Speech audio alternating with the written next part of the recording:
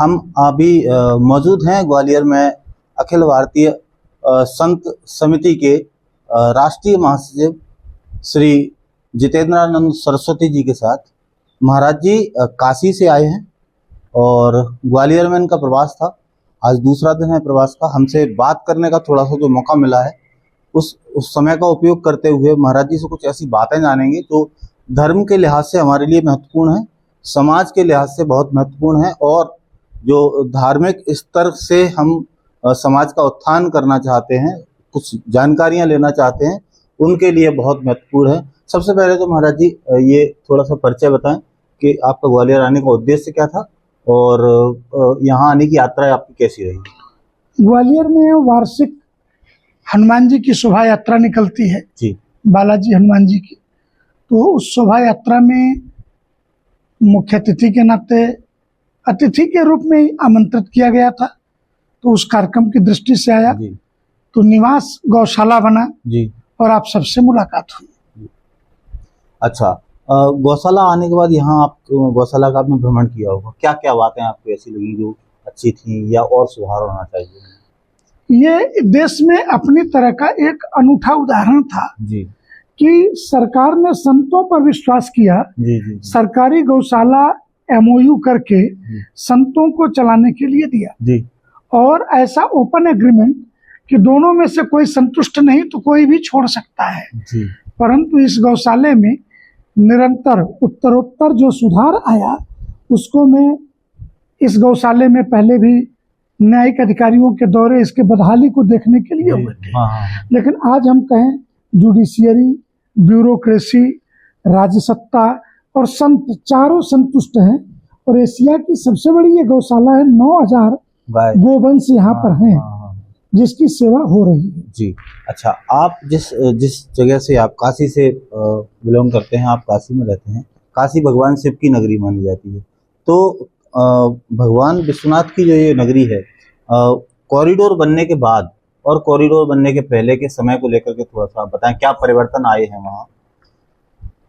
इसको अगर हम महात्मा गांधी जी के शब्दों में समझेंगे कि विश्वनाथ मंदिर में दर्शन करने के लिए महात्मा गांधी जी गए, कब फिसल गए और धक्के खाते हुए कैसे विश्वनाथ जी के दरबार पहुंचे, गांधी जी ने खुद कहा। 2200 वर्ग फीट में एक मंदिर था और आज 5 लाख वर्ग फीट में कॉरिडोर है। 400 मकानों को वहां से स्थानांतरित करके उनका विधिवत मुआवजा देके, इसमें महत्वपूर्ण बात है कि सरकार ने किसी भी मकान को जोर जबरदस्ती नहीं हटाया, सबके पर्याप्त मुआवजे दे करके ट्रस्ट के द्वारा वो सब स्थान खरीदे गए। और आज उसका परिणाम क्या है? उसका परिणाम ये है कि पूरे वर्ष में 4 लाख 5 लाख तीर्थयात्री काशी आते थे। कोई गंगा के घाटों से प्रभावित होके आता था, कोई विश्वनाथ जी का दर्शन करने आता था। अगर 50,000 की एक बार में कहीं भीड़ हो गई तो गलियों की भगदड़ के भी चांसेस होते थे। आज हम यह कह सकते हैं कि 2022 और 2023 2 वर्षों के सरकारी आंकड़े हैं। दोनों वर्ष का मिला करके 13 करोड़ लोग काशी आए हैं। 10 करोड़ लोग रात्रि विश्राम किए हैं। तो किसी होटल धर्मशाला में रुके होंगे, कुछ खाया पिया भी होगा। आए होंगे तो अपने निजी वाहन से, हवाई जहाज से, ट्रेन से, बस से टिकट खरीदे होंगे। निजी वाहन से आए होंगे तो डीजल पेट्रोल भराए होंगे। तो सरकार को किसी न किसी प्रकार से राजस्व की प्राप्ति हुई। दूसरे कि जब हम तीर्थ क्षेत्र में जाते हैं तो गंगा जी नहाते हैं, नौका विहार करते हैं। काशी आने वाला काशी की गलियों में घूमता है तो बनारसी साड़ियाँ खरीदता है, कुछ प्रसाद खरीदता है, फूल माला खरीदता है। तो विभिन्न प्रकार के लोगों के रोजगार स्वतः चल निकलते हैं। दुर्भाग्य से जिस युग में रोजगार की एकमेव परिभाषा नौकरी कि हम प्राइवेट सेक्टर में है या सरकारी में है, तो वहाँ बाबा विश्वनाथ की कृपा से जो सरकारी आंकड़े बोल रहे हैं कि काशी का व्यापार एक वर्ष में 25,000 करोड़ का बूम किया है, ऊपर की तरफ बढ़ा है। इसलिए धर्म के आधार पे रोजगारों का सृजन ये नरेंद्र मोदी के द्वारा अनकहे एक बड़ी पहल थी। ओके, जो आपने अभी बताया कि रोजगार इस तरह से बढ़ा, आर्थिक स्थिति में सुधार, तो भारतीय अर्थव्यवस्था जो है जो हमारी पुरातन अर्थव्यवस्था थी, ये कहीं ना कहीं गुरुकुल मंदिरों के आसपास, धर्म के आसपास घूमती थी। उस अर्थव्यवस्था में और वर्तमान अर्थव्यवस्था में, जो ये अर्थव्यवस्था देश की आजादी के बाद लागू हुई, उसमें भी और कितने परिवर्तन होने की आवश्यकता है? बहुत परिवर्तन की आवश्यकता है जी दुनिया की अर्थव्यवस्था दो आधार पे चलती है। जी एक है धर्म आधार। पुरुषार्थ चतुष्टय में धर्म की छाया में अर्थ का सृजन। जी हम संसारी हैं, हाँ जी कामनाएं हैं, तो काम सुख की इच्छा, कामनाओं की पूर्ति, बिल्कुल। परंतु मोक्ष को भूले बगैर। ये ध्यान रखें कि अंतिम गति मृत्यु है, जन्म हुआ है तो मृत्यु होगी। तो धर्म की छाया में अर्थ का उपार्जन, ये हमारे ऋषियों की परंपरा थी। शेष विश्व में युद्ध कराओ। हालांकि भगवान श्री कृष्ण ने गीता में सूक्ष्मता से कहा कि युद्ध भी व्यापार है, जी तो भारतीयों को नहीं समझ में आया, लेकिन बाकी पूरी दुनिया के जो राष्ट्र के लोग थे उन्होंने युद्ध के व्यापार को समझा। तो दो देश कैसे लड़ सकते हैं, इसके लिए विश्वविद्यालयों के अंदर ऐसे चेयर गठित कराना जिसके सिद्धांत गढ़ने से लेकर के उन देशों के युद्ध में हथियार मुहैया कराने के लिए हथियारों की फैक्ट्री खोलना, अर्थात दुनिया की इकोनॉमी में एक बड़ा योगदान वेपन्स का है, ड्रग्स का है और सेक्स का बाजार भी है जी कि जो पूरे दुनिया में एक प्रकार का इकोनॉमी, जैसे थाईलैंड है, अमेरिका का लास वेगास है, दुनिया के बहुत सारे शहर और देशों के नाम लिए जा सकते हैं। जी। लेकिन भारत की अर्थव्यवस्था तीर्थ यात्राओं के बूते चलती थी। एकदम सुदूर पहाड़ों के ऊपर बैठा पुजारी भी जी आज भी बद्रीनाथ के पुजारी, उधर केदारनाथ के पंडे, वो मैदानी इलाकों में गांव में एक बार राशन लेने के लिए आते हैं जी।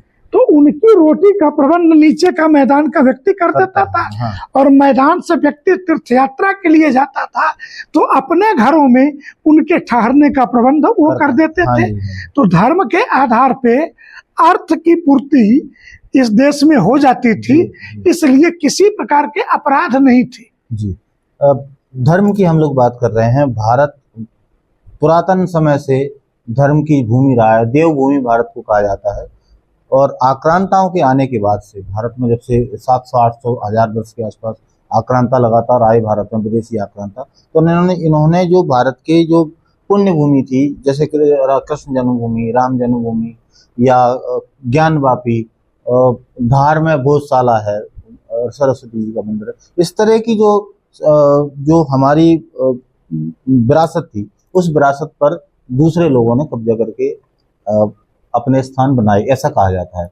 वर्तमान में दो प्रमुख लड़ाइयां हैं, कृष्ण जन्मभूमि और ज्ञानवापी में से। तो ज्ञानवापी को मस्जिद कहा जाता है, जबकि ज्ञानवापी उनके उसमें इस तरह कोई शब्द है ही नहीं कि ज्ञानवापी का शब्द का कहीं उपयोग हुआ हो। तो ज्ञानवापी को लेकर के आपका अपना मत और कृष्ण जन्मभूमि की लड़ाई को लेकर के आपका अपना मत। अखिल भारतीय संत समिति के एक ही संकल्प में जी राम, कृष्ण और विश्वनाथ तीनों थे। तो एक कदम चले हैं, 3 कदम चलने का संकल्प था।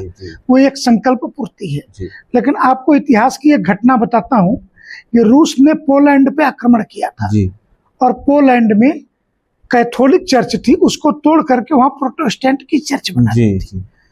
पोलैंड 1 वर्ष के अंदर जब आजाद हुआ तो उसने प्रोटेस्टेंट की चर्च तोड़ी और कैथोलिक के चर्च बनाए। लोगों ने पूछा चर्च तो चर्च है, हो तो ईसाई ही। तो उसने कहा चर्च तो चर्च है नहीं, ये हमारी परतंत्रता की निशानी थी जिसको हमने नष्ट किया है। हमने सिर्फ वो पूजा का स्थान नहीं, प्लेस ऑफ वर्शिप नहीं था, वो हमारे परतंत्रता की। उसी प्रकार धार की भोजशाला हो, अथवा काशी में बिंदु माधव का धरारा हो, या देश में 3000 से लेकर के 3 लाख के ऐसे स्थान हो, ये हिंदू समाज के युद्ध में हारे गए, छत विक्षत किए गए, ये सिर्फ प्लेस ऑफ वर्शिप नहीं है, ये सिर्फ पूजा के स्थल नहीं है, श्रद्धा के स्थल नहीं है, ये हमारी गुलामी की, परतंत्रता की निशानी है। तो आगे आने वाली पीढ़ियों के हित में यही है कि अगर हमारे पास बाहुबल है, हमारे पास स्वाभिमान है और हम इसके लिए कुछ कर सकते हैं, लोकतांत्रिक पद्धति में, किसी भी पद्धति में कुछ करने का सामर्थ्य है, तो हमें इन परतंत्रता की निशानियों को मिटाने के लिए अपनी पूर्व की पीढ़ियों के लिए पितृ तर्पण जैसा होगा और भावी पीढ़ियों के लिए मार्गदर्शन जैसा होगा। जी, काशी विश्वनाथ कब तक हासिल कर लेंगे हम लोग? काशी ज्ञानवापी, ज्ञानवापी काशी ज्ञानवापी कोई डेडलाइन नहीं दी जा सकती। हासिल तो कर लेंगे 2 साल 4 साल, इससे ज्यादा नहीं। परंतु प्रश्न यह है कि हम तो इंतजार कर रहे हैं कि जिन लोगों को गंगा यमुनी तहजीब और भाईचारे का शौक और नशा चढ़ा है वो आगे बढ़ करके सौंपते हैं या नहीं। जी, नहीं सौंपेंगे तो हम हासिल करेंगे ही। जैसे अभी रो रहे थे ओवैसी साहब कि राम जन्मभूमि वो बाबरी मस्जिद चली गई, हम जाने नहीं देंगे, गर्दन कटा देंगे, कयामत आ जाएगी। तो उनका खुदा भी कयामत का इंतजार कर रहा, हम भी उस कयामत का इंतजार कर रहे हैं। जी, कृष्ण जन्मभूमि को लेकर के अभी बात कहाँ तक पहुंची? कृष्ण जन्मभूमि और काशी विश्वनाथ की बात लगभग समानांतर है। अच्छा, ये बहुत टाइम नहीं लगेगा, दोनों 6 महीने के अंतर पे ही जी कभी भी प्राप्त किया जा सकता है। एक सवाल है, जब अभी थोड़ी देर पहले आपसे जो चर्चा चल रही थी निकल करके सामने आया था वक्फ को लेकर के।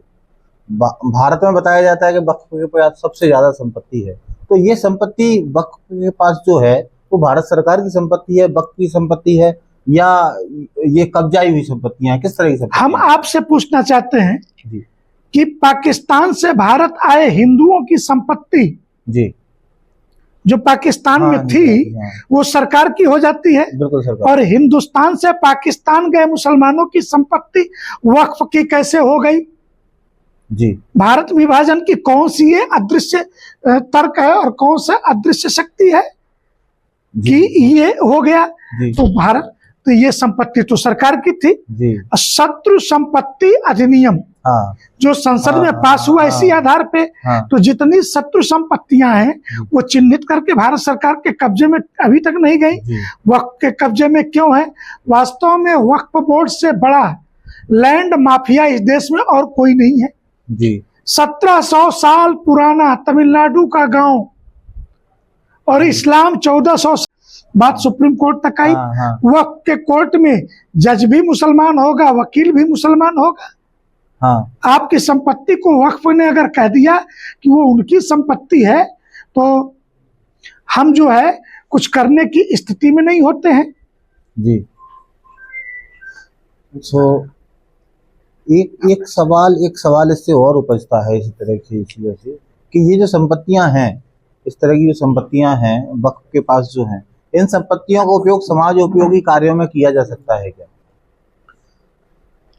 स्वाभाविक है कि ऐसी संपत्तियां जो व्यक्ति की नहीं है, जी, समाज के हित में कहाँ उपयोग होनी चाहिए? राष्ट्र के हित में।